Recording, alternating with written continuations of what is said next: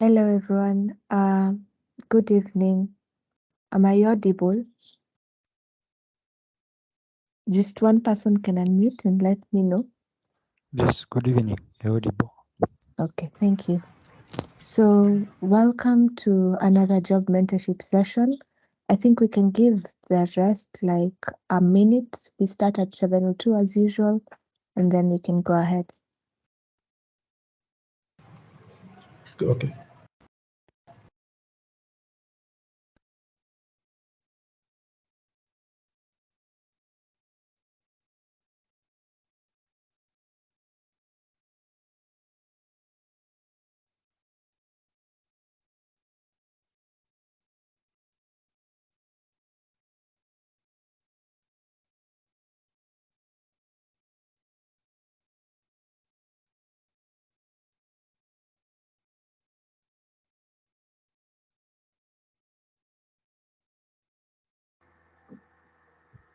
Okay, so we can go ahead and start. I think 55 is a good number. The rest will join us with time.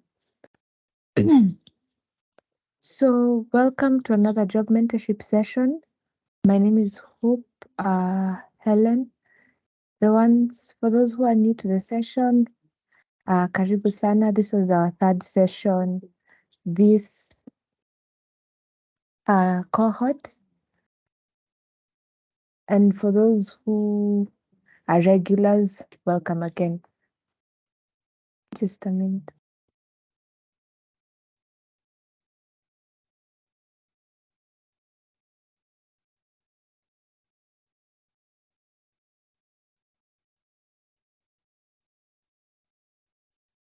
So the topic for today is software development within cybersecurity. And our speaker is George Kariuki Ngugi. I think we've all seen the poster by now. So just a brief introduction of George. He's a team lead and senior backend engineer at Serianu and works in the research and development department. He has 3 years experience within the cybersecurity space and has been actively involved in the development of cybersecurity solutions for SMEs. So I'll welcome George to go ahead and give us more insight on what he does and take us through this topic. Karibu sana, George.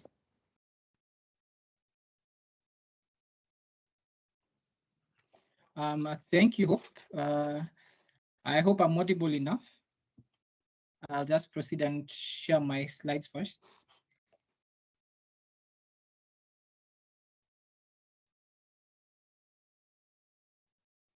As George shares his slides, so I'll just give a brief of how we usually do our sessions.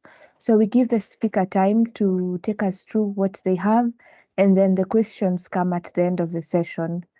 Yes. George, is that fine with you? Yes, that's okay with me. Okay, thank you. Yes, so I'll proceed.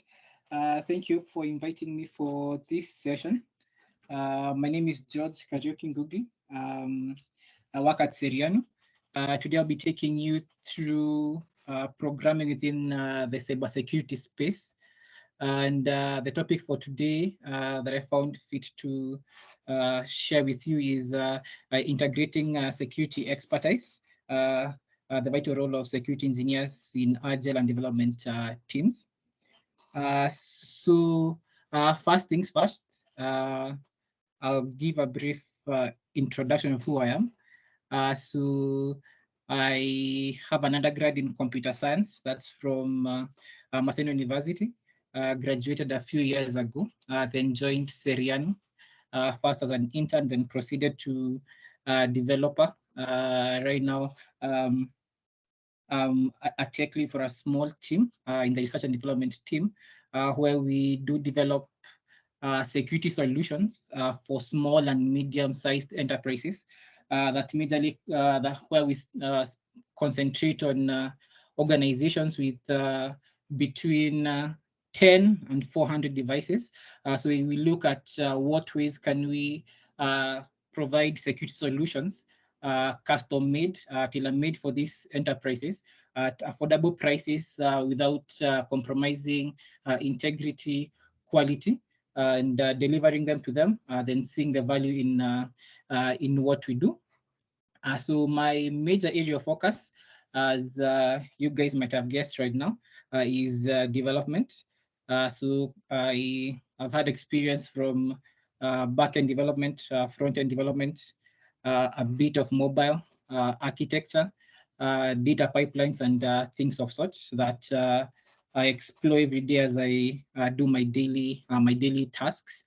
So that's a brief about me.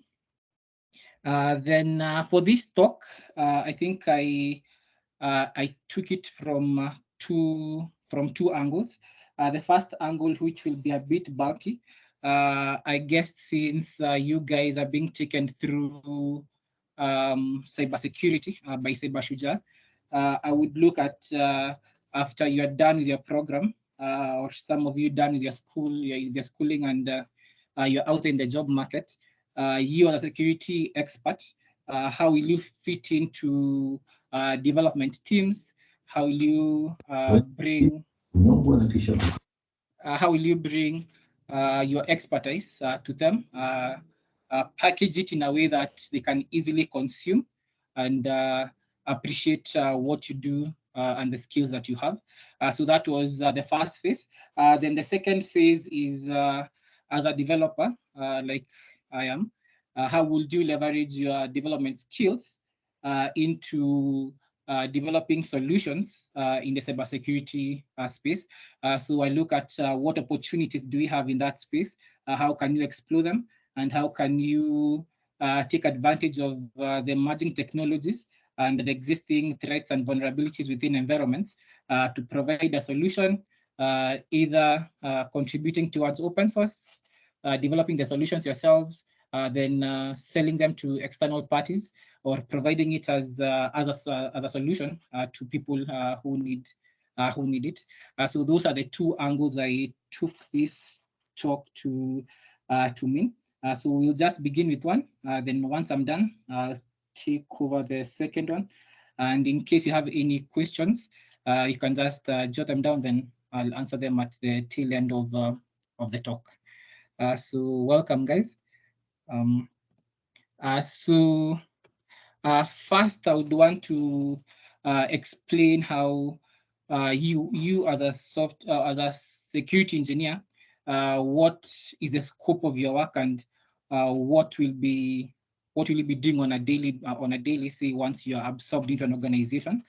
So a security engineer is just an engineer that specializes in coming up with secure solutions, and in collaboration with architects, software developers, testers, DevOps engineers. So how can you as yourself leverage your skills, impact what you know to all these individuals to help them come up with solutions that are not unsafe or can bring more harm than good once adopted into an organization. So your scope will be from the architecture itself. So once the business team has come up with a need, they take it to the project, the product owner or the PMO. Then you as a software, as a source security engineer, how do you decipher all these requirements that they have and come up with security requirements that you'll be needing? So you'll need that in the architecture phase.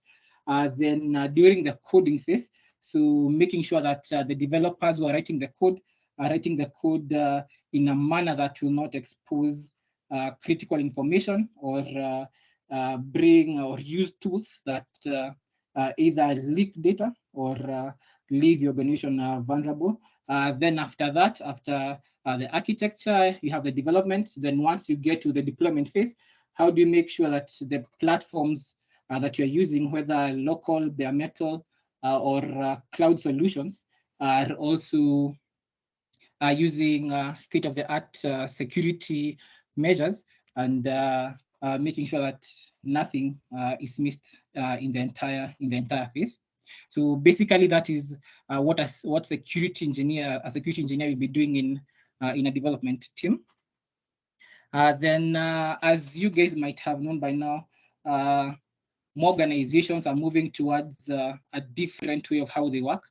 So they're moving towards more agnostic, more dynamic, smaller teams. So they're adopting agile methodologies of working.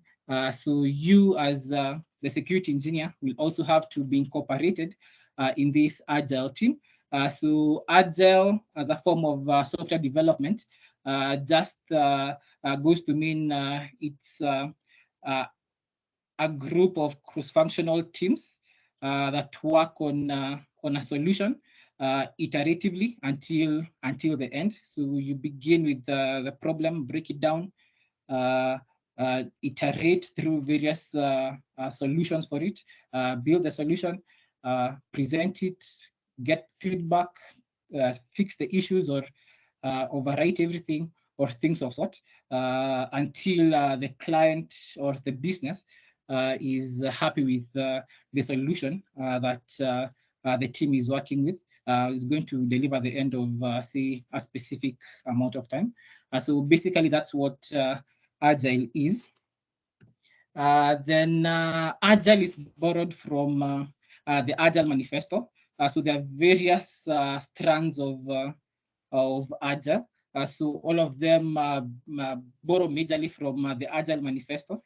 So for that, the core principles of values that we look at there are individual to individual interactions of process and tools. That just goes to mean in an agile team, we value touch points. So touch points are basically where a developer and a developer can communicate, a developer and a security engineer, the product owner and the business, the tester and the developer, all these individuals communicate a lot to make sure all of them are on the same page as they are moving towards developing the solution.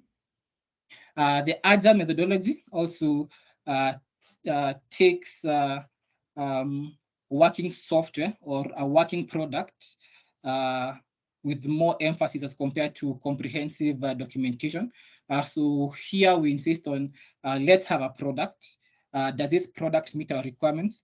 Does this product impact the customer that we want to consume this?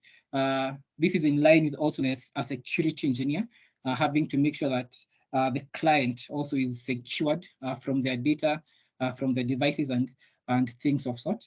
Also, we value customer collaborations. So this is continuous feedback. So if you tell us we do not like the loading times of this solution or this solution has out of processes, it's very stepwise. How can we reduce this into a more compact or better solution? That can be feedback from a customer. So how can we incorporate this into our solution? So basically, that is what agile will be looking at. Then the various strains or flavors of agile include Scrum, say Kanban, extreme programming, but more organizations lean towards Scrum. So for Scrum, most of you might know we have various roles, artifacts, and events.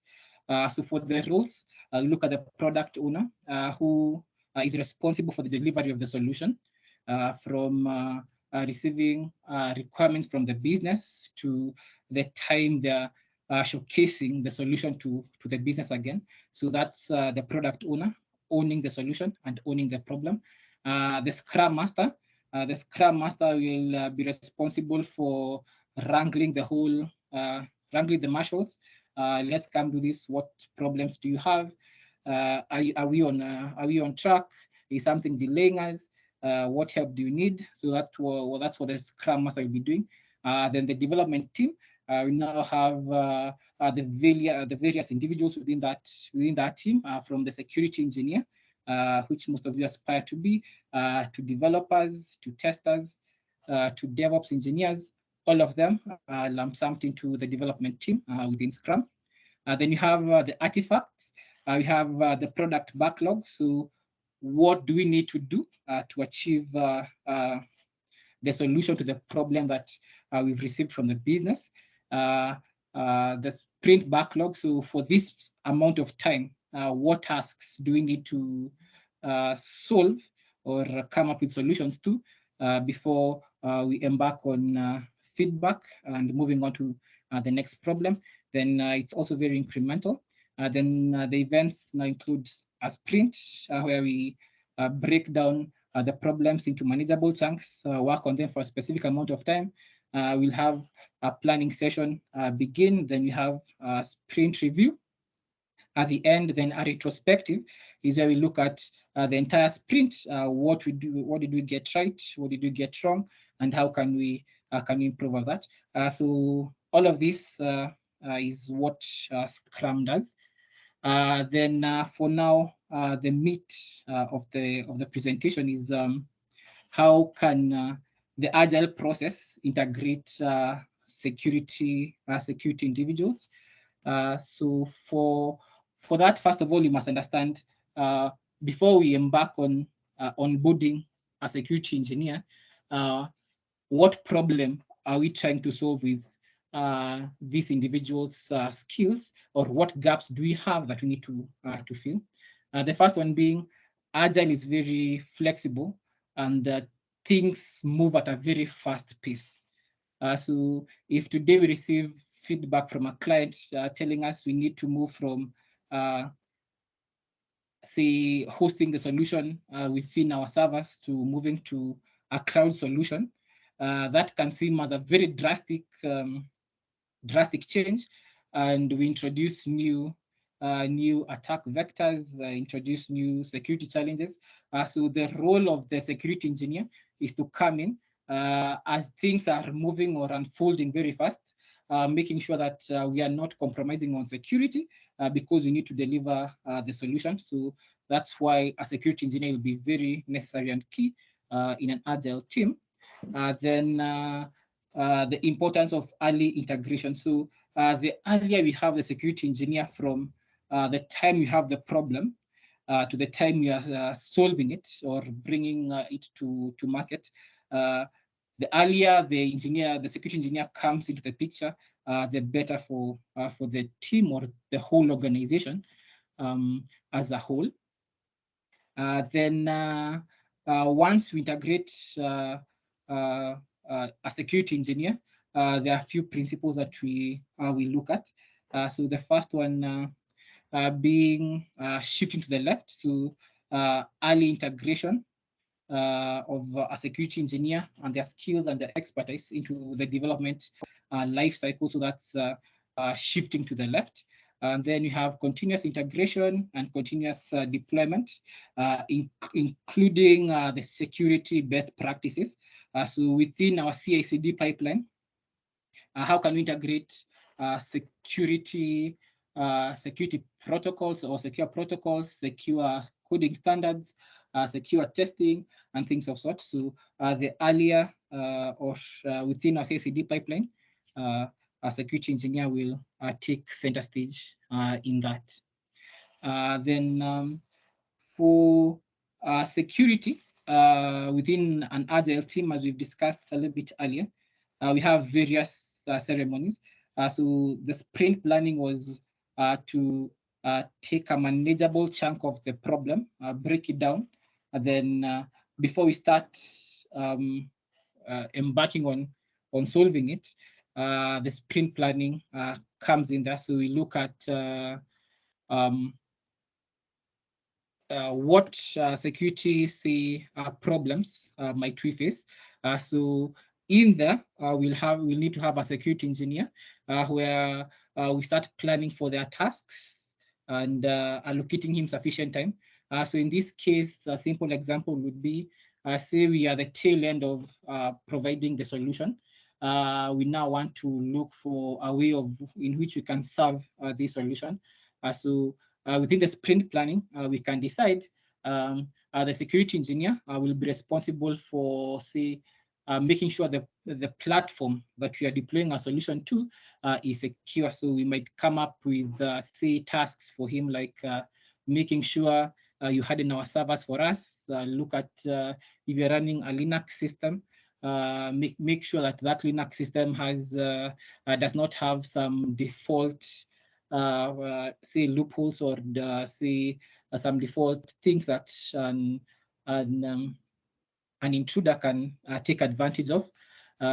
Also say come up with some golden images for various tools that you're integrating. So say we are using an Oracle solution, we are using a Java solution, we are running some web servers, you're running some DBMSs, or caching mechanisms, how can we make sure we are using the latest versions and all the CVEs are either mitigated or avoided in totality, so we can task the security engineer kindly come up with golden images for us that we might use before we start deploying the solutions.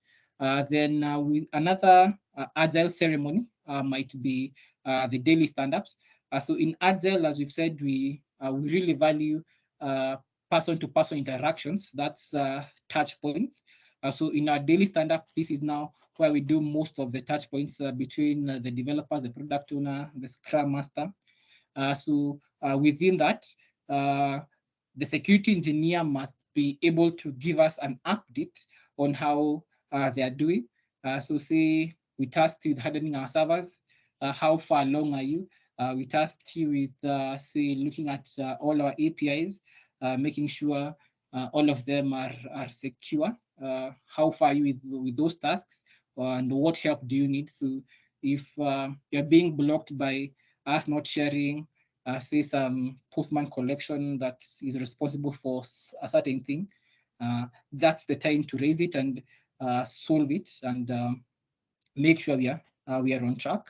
So within the sprint review, after we're done with the sprint, the sprint as a whole, so within your security tasks, how well did you do in them? So were all the security measures achieved, all the objectives achieved, or which ones and for what reasons were some not met? So we look at that within the sprint review.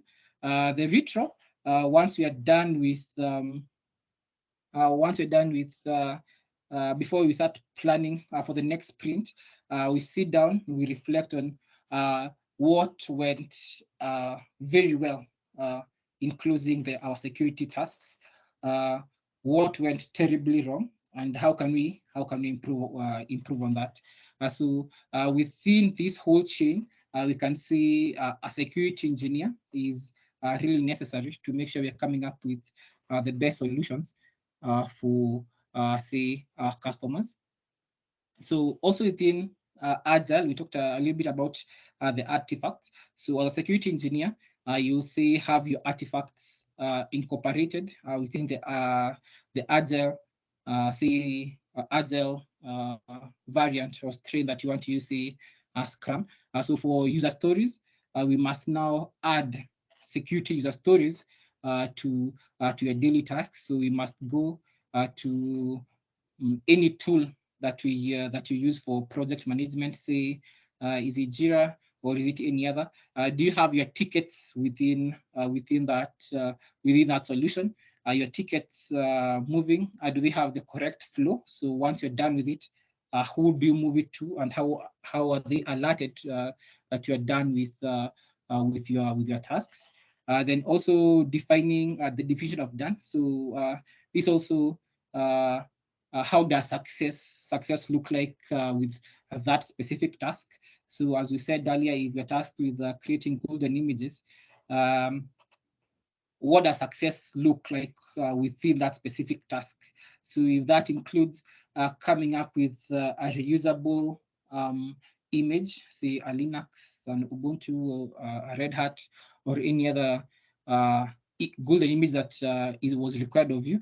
So how well, how does success look like for that specific task? Then you look at also backlog grooming. So how do you update the backlog with the security tasks and vulnerabilities are identified. So that's why you go in to the user stories or tickets that you have, add details to them, add the timelines, the amount of time it will take you, and things of sort. So all these are geared towards a security engineer and making sure we are aligned towards making the solution as secure as possible. So within the agile team as well, we might also look at to reduce the amount of work you do. So you might integrate some tools that are necessary, which I'm sure most of you are either currently learning or planning to learn. Or very good at them. So you have some static application security testing tools that you might incorporate with the evolution of technology or the technology stack that you guys use. So how can you incorporate static application security? How can you incorporate also dynamic security testing? Also, how can you make sure you're scanning the dependencies or the tools that these individuals are working on to make sure they are as secure as possible.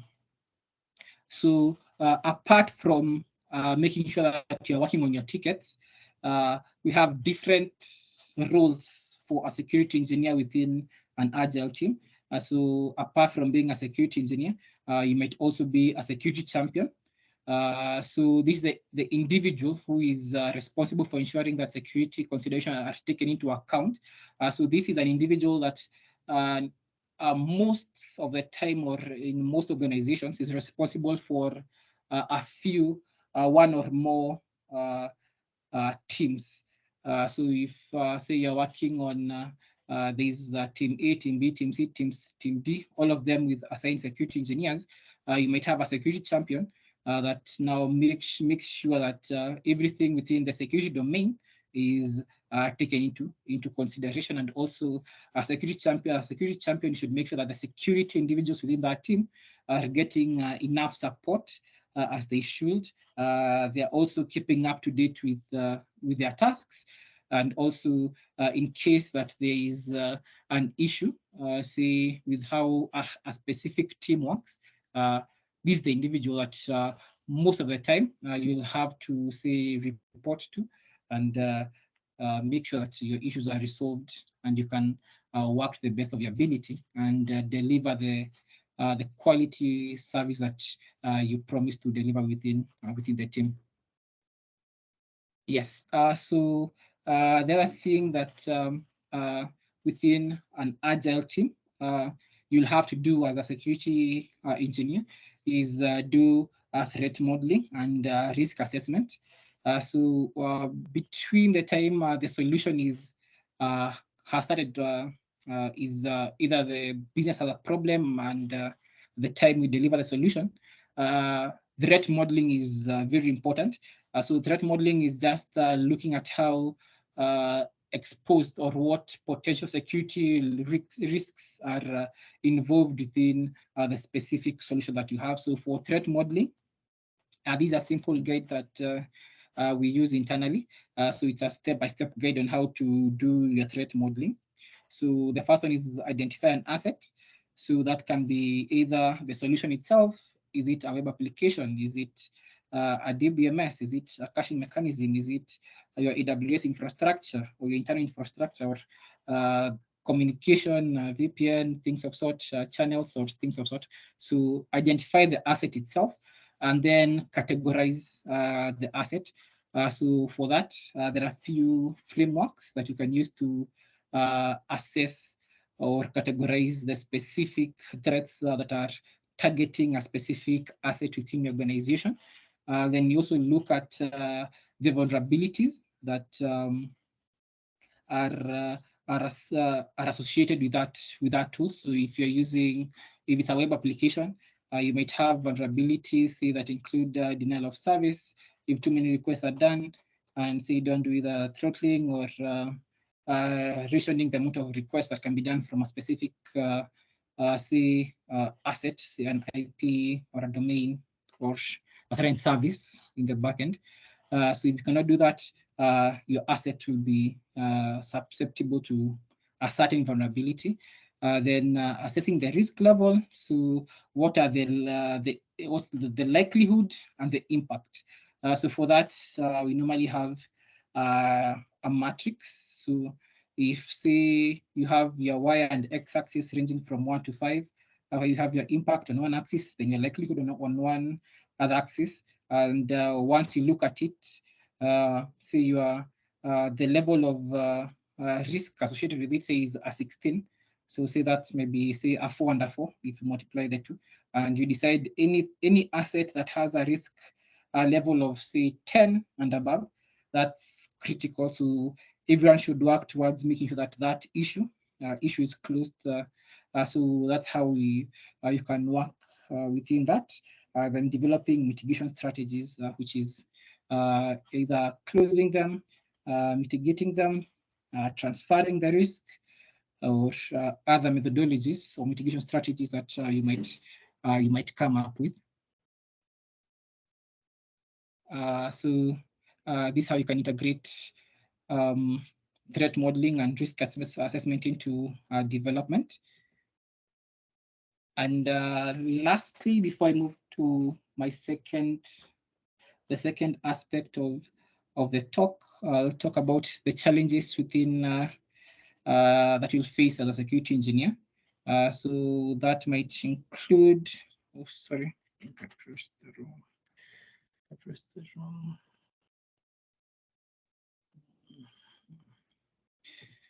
button, sorry.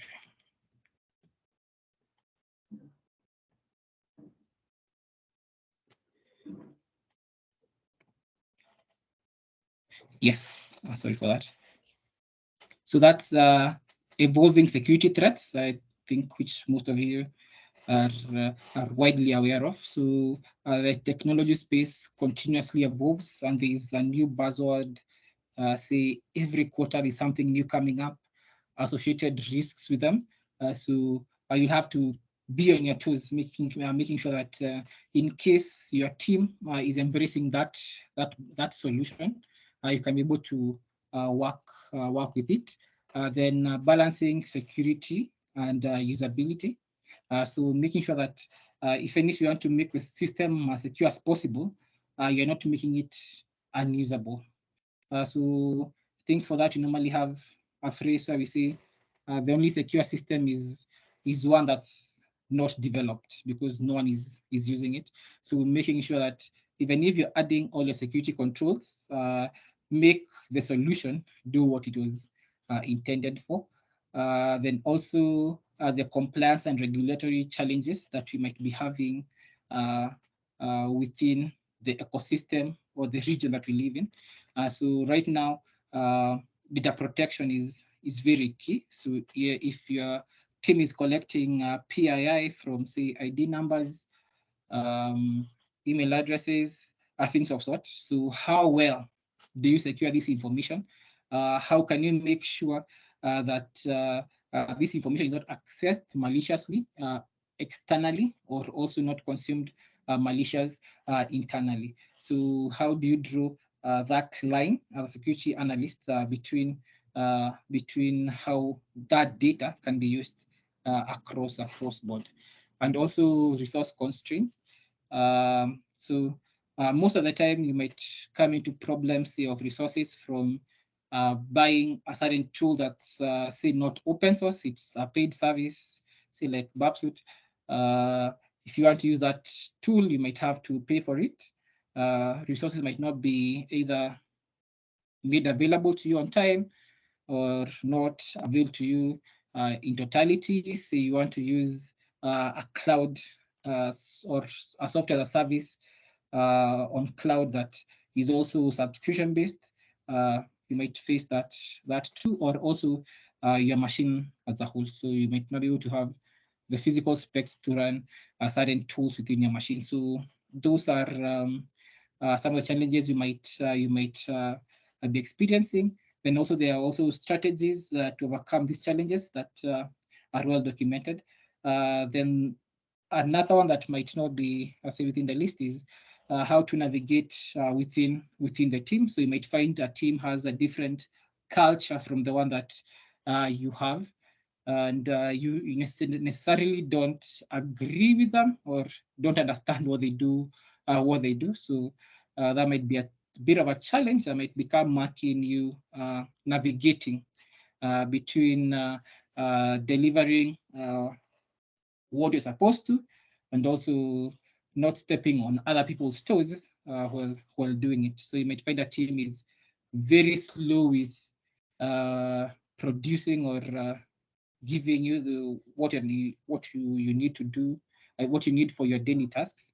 So how can you navigate that in such a way that you don't come out either too strong and people misunderstand what you're trying to achieve, or you become too soft on them to the point that you're not able to do your job. And when you're able to do it, it's either too late and they go to production with a very vulnerable solution. And once you are hit, the first question is, why did the security engineer allow this team to take this solution to market?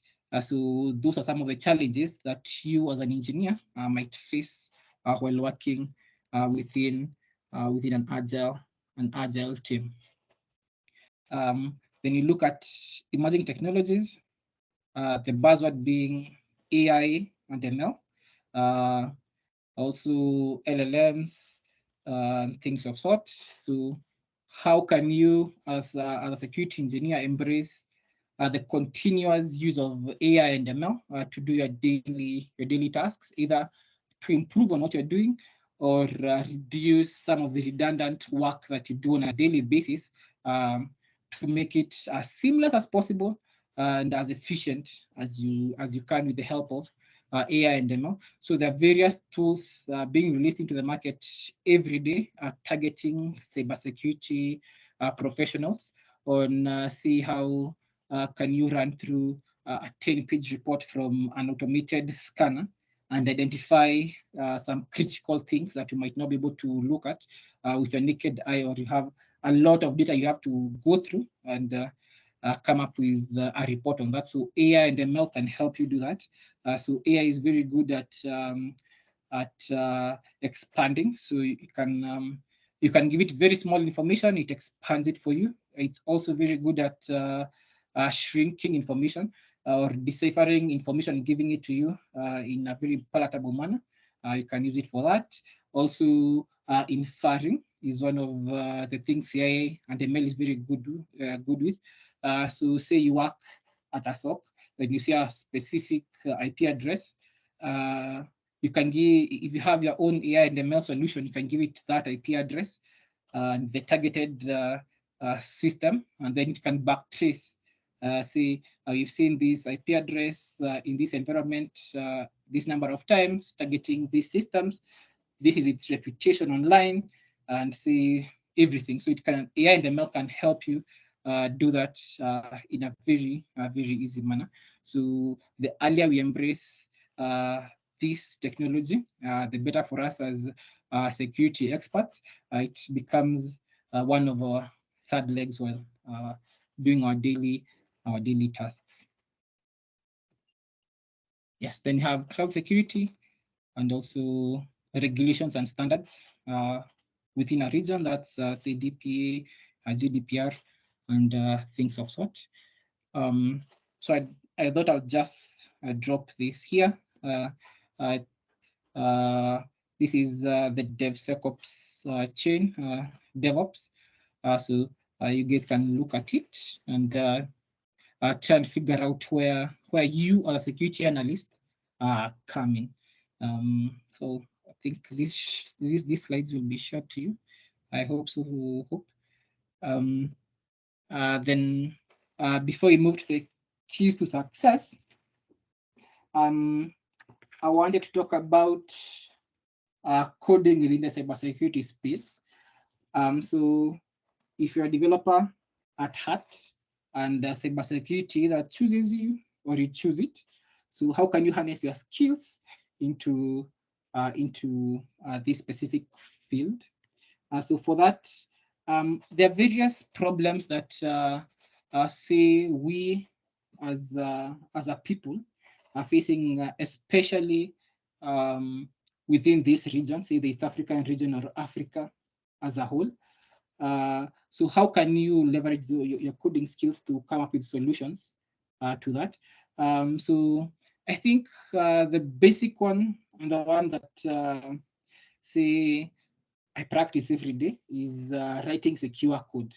So that's the first thing that that you can use. So implementing writing using code. So from how the code is structured, how you write the code itself, the tools you're using, the frameworks, the plugins, and things of sort, making sure you are up to date with all of this in terms of their security standing.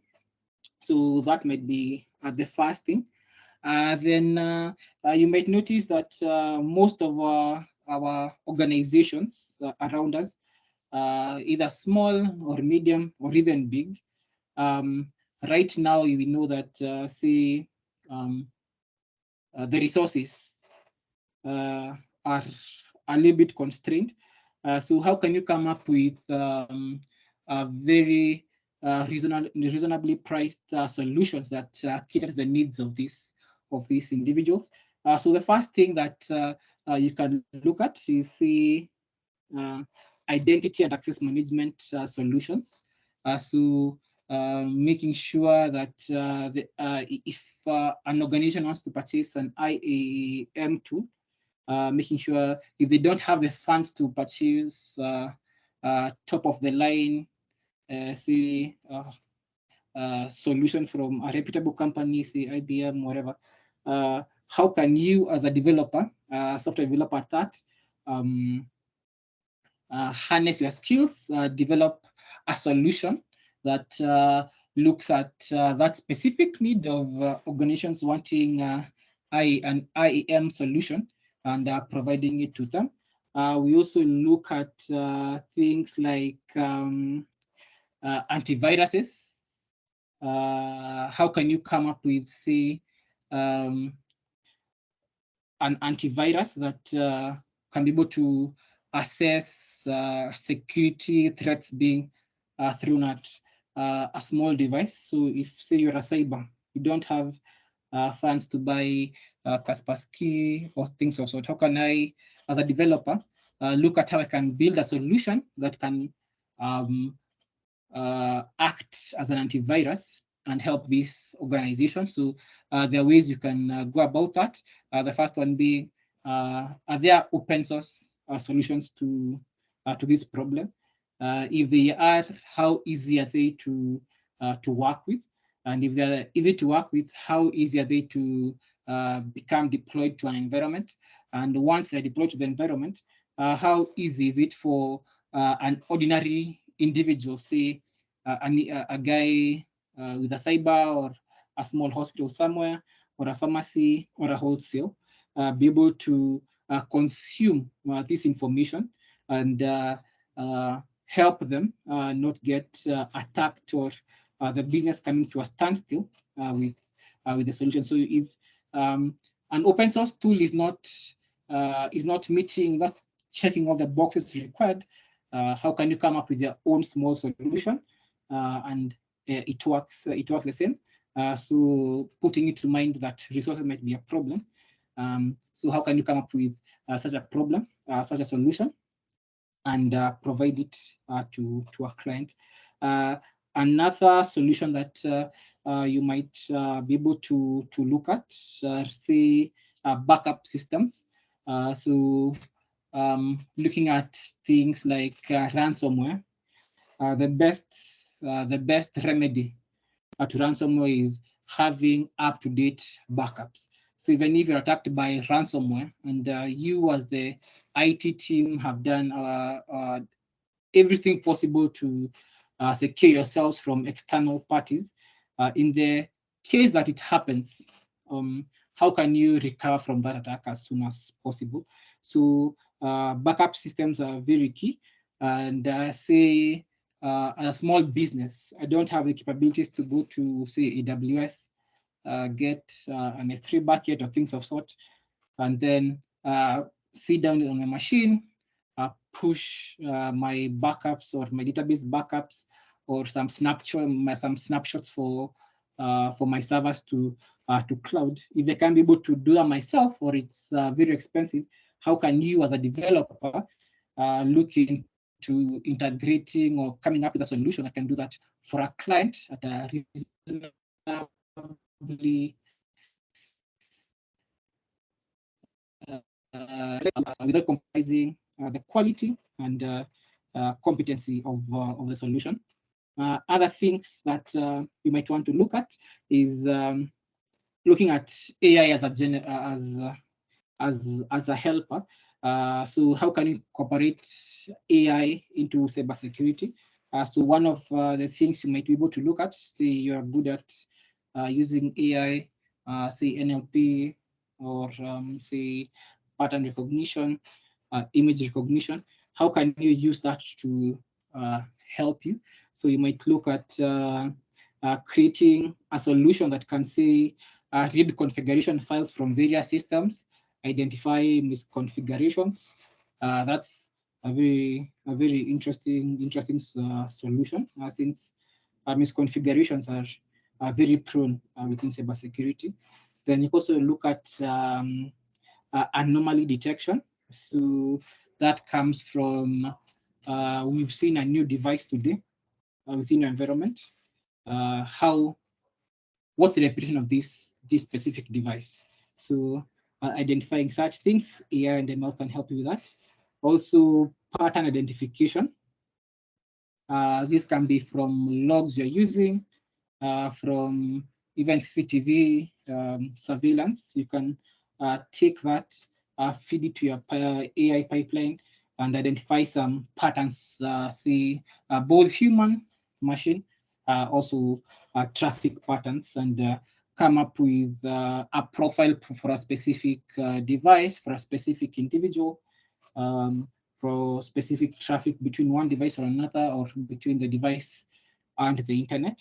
So in the case that anything happens that's out of the norm, you can be able to do that.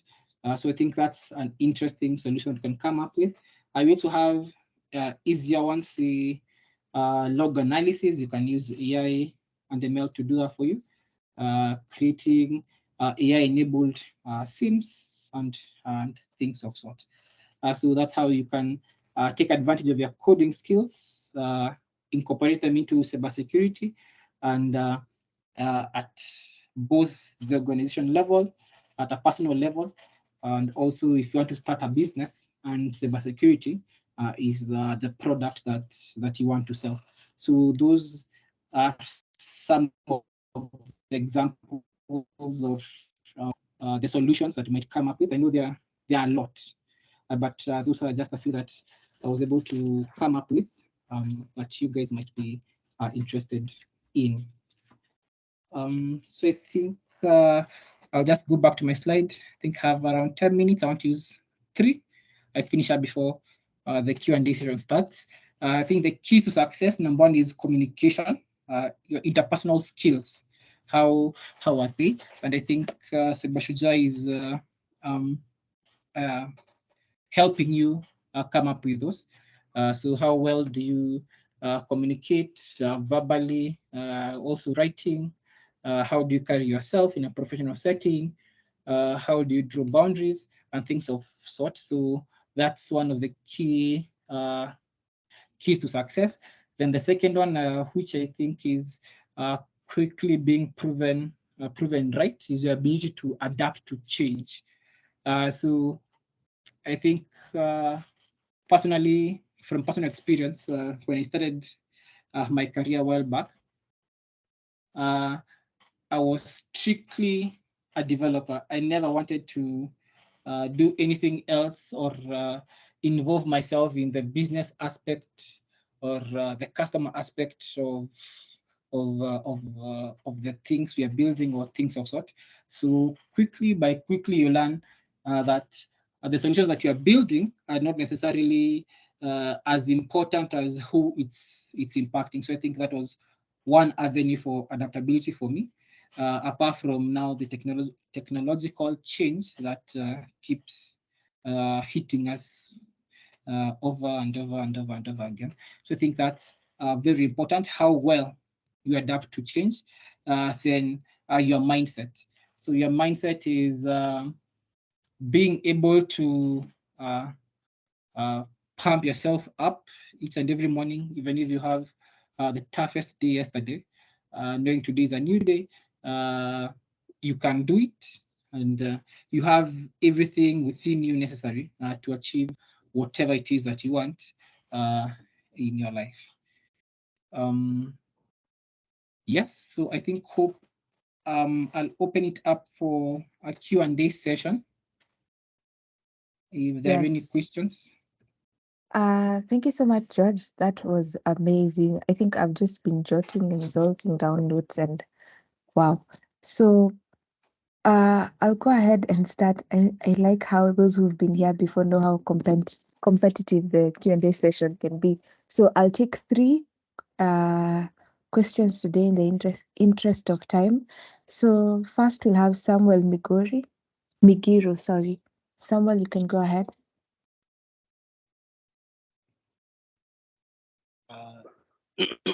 Can you hear me? Samuel and then Ogada Marias. Yes, we can. All right. Thank you so much, Mr. Sorry, the name has disappeared. George, yes, for the wonderful presentation. I just had 2 questions. One is on identity theft is so rampant, especially in the digital space, WhatsApp and Facebook. What is the best tool to handle such when it occurs? And then the use of AI tools in cybersecurity. I have not come across one, but since you have mentioned today, is it possible you know one that is used commonly in such? Those are my questions. Thank you.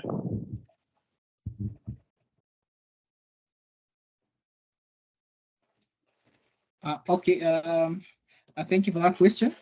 I think I'll start with the second question on tools that might be used for tools that incorporate AI and ML to assist the cybersecurity professionals. I think I've interacted with a few that assist us with such. I think there is one that I've used. It's used to anonymize information, so it takes advantage of image recognition. So you just give it say images, documents.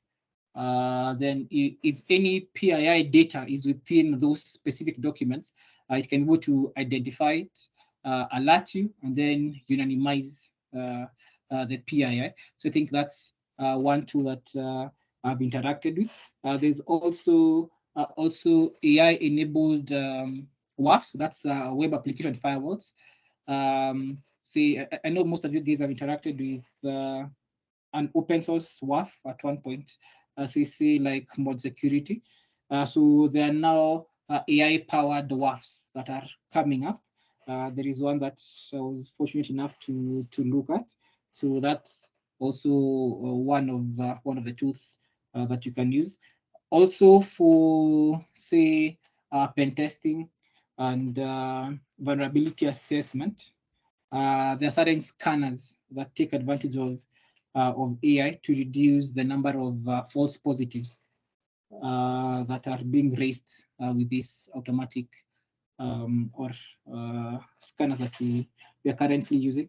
So I think those are just to mention a few, but we have more and more tools that are coming up from SIEMs to AI-powered firewalls, AI-powered antiviruses, and things of sort.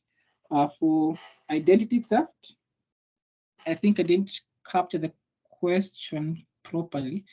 don't know if it can come up again, then we'll circle back to it. It's on, let's say, WhatsApp or Facebook. Your account is being used by several numbers, and then before it realize, they wonder how come when I notice they realize when it is too late, when the damage has happened. So which tool can be used to prevent further damage when it occurs immediately as soon as possible? Okay. So I think for that, most of the time with the parties, it's a little bit tricky, especially if you don't have a relationship with, say, the service provider. That's, say, Meta, for instance.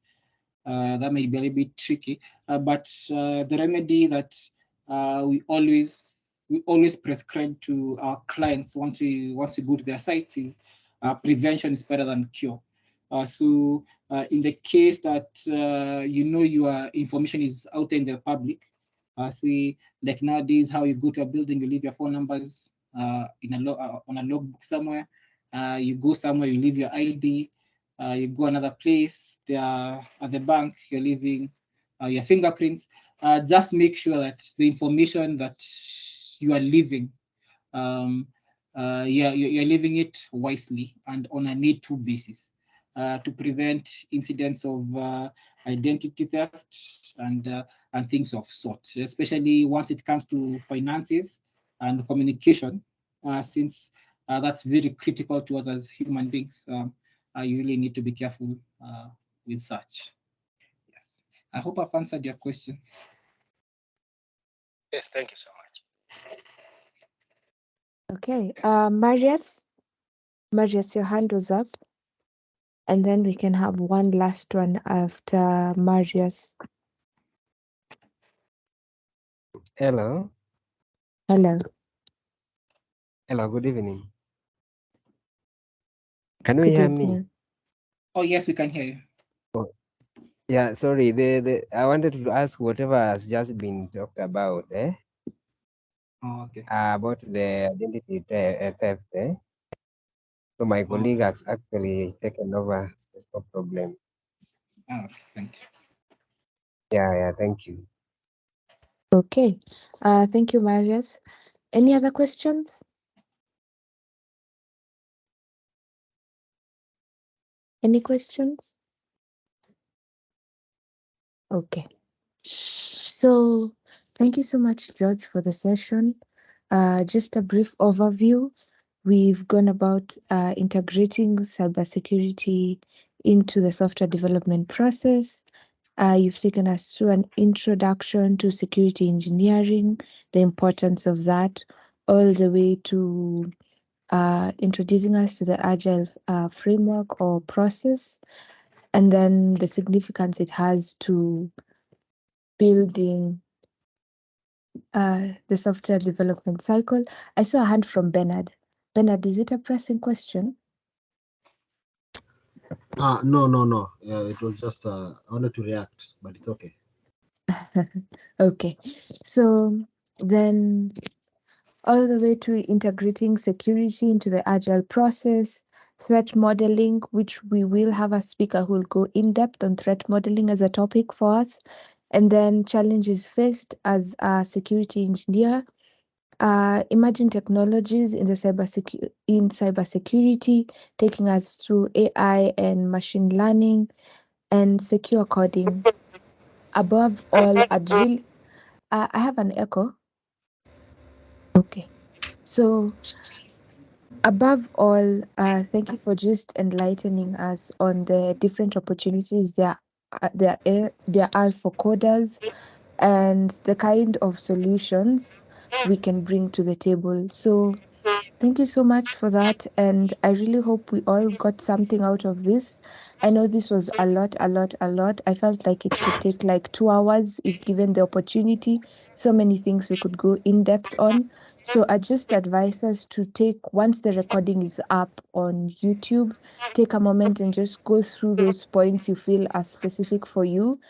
And then yeah, take notes on your own and see what solutions you can come up with, see what sectors can influence you career wise, and yeah, that in a nutshell.